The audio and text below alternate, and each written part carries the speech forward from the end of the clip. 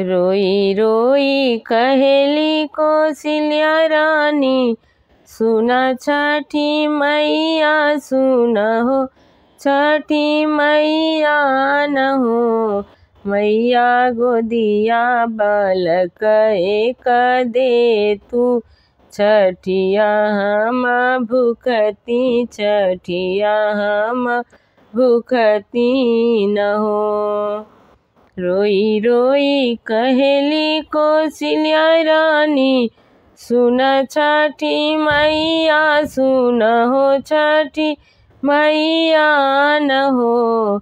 मैया गोदिया बालक एक दे तू, छठिया हम भूखती, छठिया हम भूखती न हो। हंसी हंसी कहेली छठिया मैया, सुन हो कौशल्या रानी, सुन हो कौशल्या रानी हो। रानी जब तोहरे होई है लालनवा त, काई हमके देबू तू, काई हमके देबू न हो।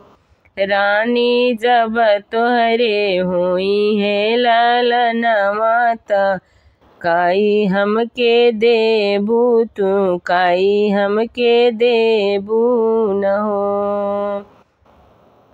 रोई रोई कहेली रानी, सुना छठी मैया सुना, छठी मैया न हो। मैया जब हमरे होई है लालनवा त, पियरी चढ़ैबो त, पियरी चढ़ैबो न हो। मैया जब हमरे होई है लालनवा त, पियरी चढ़ैबो त, पियरी चढ़ैबो न हो।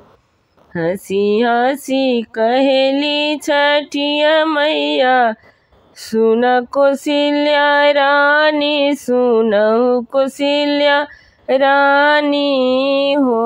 रानी आजू के नवही महीनावा, लालन तोहरे होई है, लालन तोहरे होई है न हो।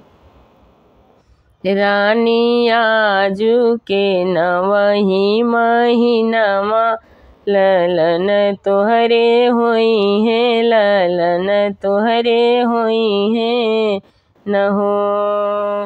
नौवे महीना के बीतले लालन जन्म लिहले, लालनवा जन्म लिहले हो। सखिया बाजे लगले मंगल बधैया, उठन लागे सोहर, उठन लागे सोहर हो। बाएं हाथे लिहली लालनवा दहिना, हाथे पियरी दहिना हाथ पियरी न हो। मैया ले लेहुनाया अपन पियरिया, लालन के आशीष दिया, लालन के आशीष दिया हो।